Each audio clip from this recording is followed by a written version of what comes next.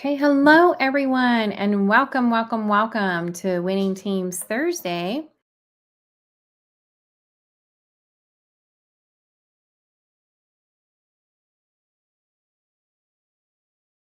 Toxic cost and the hidden cost that you have as a know that winning team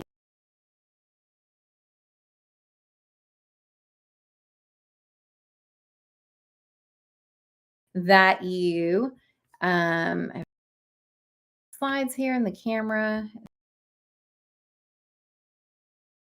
that you have to actually have intention to build them. So that's what we're going to be talking about today. And one of the biggest problems that we see has to do with hiring.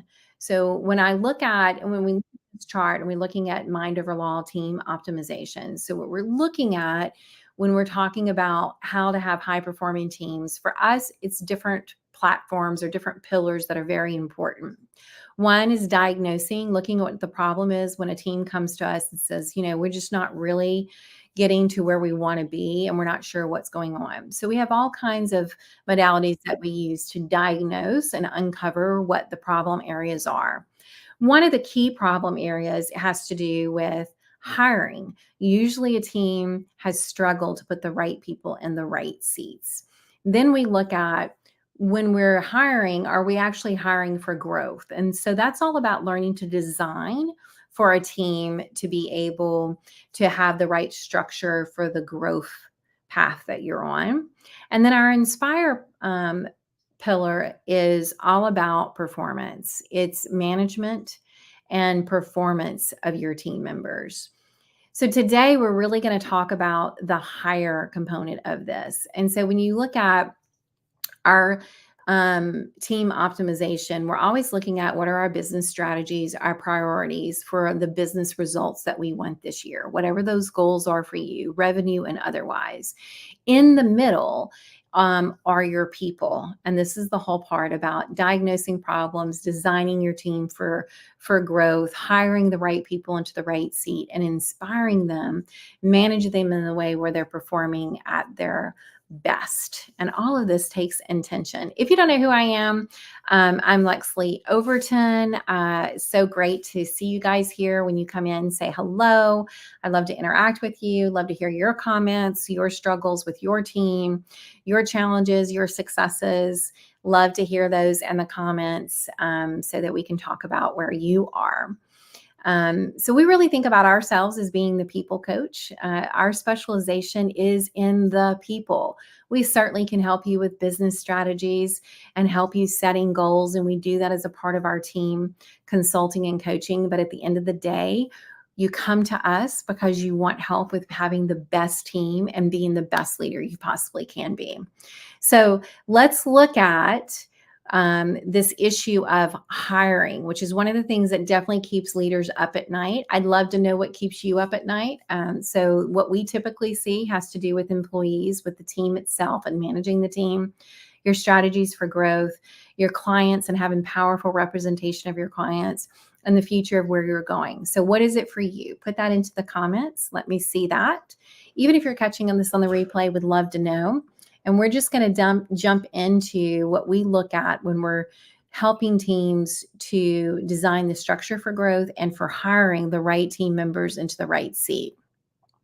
So we really use objective data to understand how to get better results and to resolve conflict and build trust and cohesion and align the team members to doing the work that they do the best. So we're always thinking about who you are in your position as a leader. How do you like to lead, think, and work? And how do you do that the best? You plus others, which is your team members. And then you, your team members, and the work that you're asking them to do. How do we come in alignment with putting the people doing the best for what's alignment for them with their strengths? So I think of this as two sides of the same coin. And what we mean by that is that we're looking at not just the people and not just the work. We think that both are important. So on one side of the coin, there's the work to be done. That's your strategic priorities, your objectives to get to your goals, including your individual representation of clients. And on the other side of the coin is we're looking at the people who need to deliver those results. So that's your individuals, your managers, your leaders. And we want to optimize the connection between the two, the connection between the work that you need to get done and your people that are doing the work. We want to bridge the gap to ensure the best results so that we're a high performing team.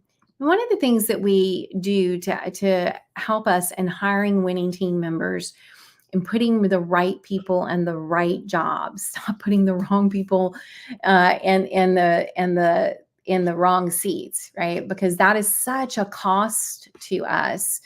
One, there is the cost of actually the monetary cost of hiring someone and having them be a bad hire, having to let them go or they quit because they're not right for the position and having to rehire. We know that every time that happens, that it's an average of 30% of the compensation, the salary that you would be paying that team member for the year that's actually costing you. It usually takes a business 6 months or more to break even on a new hire. That's because it takes a lot of time and energy, not just from the new hire for learning, but also from your team members that are having to onboard and coach them. But then there are some really hidden or invisible costs that are not necessarily actually money, but do affect the bottom line. Every time you have someone in the wrong seat, that can create a toxic work environment, causes a loss of productivity, decreased employee retention, and those things, affect your bottom line also. When you have a bad hire, it can affect customer satisfaction, your client representation. It affects the team morale and productivity. It can affect your brand reputation if you don't have the right person in the right seat, and that is affecting your reputation and doing the work the way that you want it to be done. There can be legal liabilities. There are all kind of training costs. If you've, put it in the comments if you've had a bad hire and you know what I'm talking about. Say yes. So what we want to do is we actually use some objective data to help us, one, to design what the ideal candidate would be for a position. So we look at all kinds of factors of what kind of skill set do you want this person to have, and how do you want this person, the ideal person would be wired. So some positions require very fast pace and work, and some of us are wired for that and some of us are not. It's just a fact. If you put someone who really likes a lot of structure and likes to work at a steady pace into a position that has lots of changing priorities, deadlines, very fast pace, that is a bad hire. That is going to be someone who's going to struggle and have a lot of anxiety in trying to do that. So we actually use all kinds of objective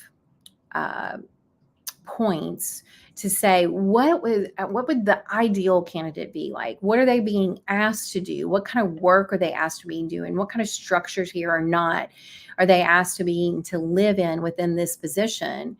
And then finding the candidate that's wired for that not only has the skill set, but has the kind of drive that it fits the behavioral ideal aspects for this position. So we like to align the stakeholders around the job requirements. So we take the key stakeholders, could be the leader of the team, could be the manager of the position, and actually ask them to give us that information. And then we are able to actually give assessments to candidates that match them into that target and tell us how well they would fit in this position without knowing anything else about them. So we do that by using the platform that we use and are specialized in, experts in, is called Predictive Index.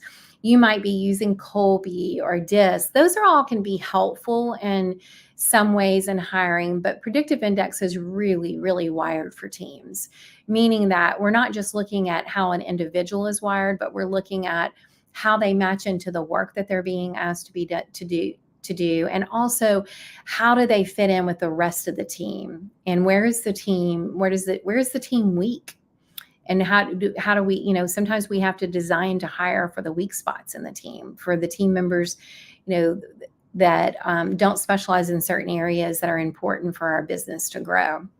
So we use this to then be able to measure certain drives that tell us a lot of information about what a job requires, and also if a person matches into that job.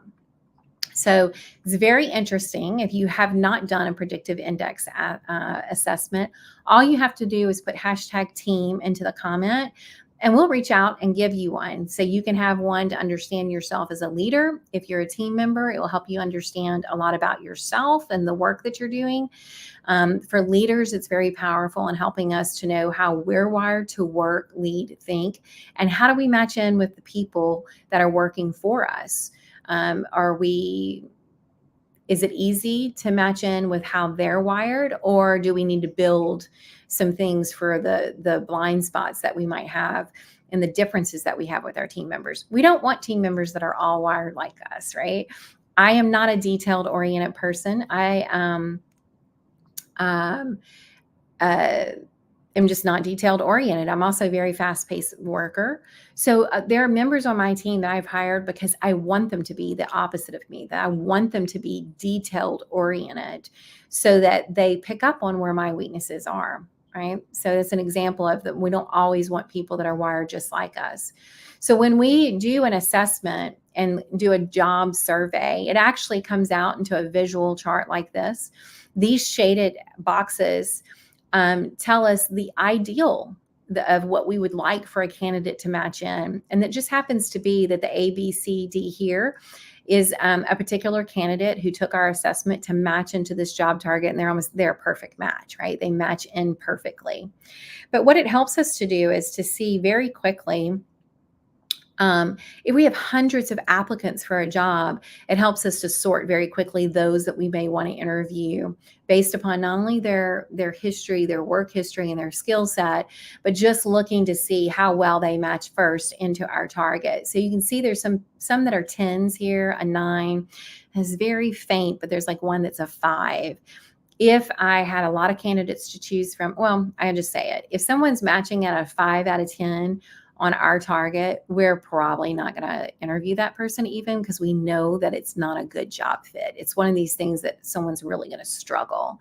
There may be some exceptions on that, depending on the job and depending on their history, et cetera, because people can always stretch, but it helps us to sort through and really have an ideal place of starting.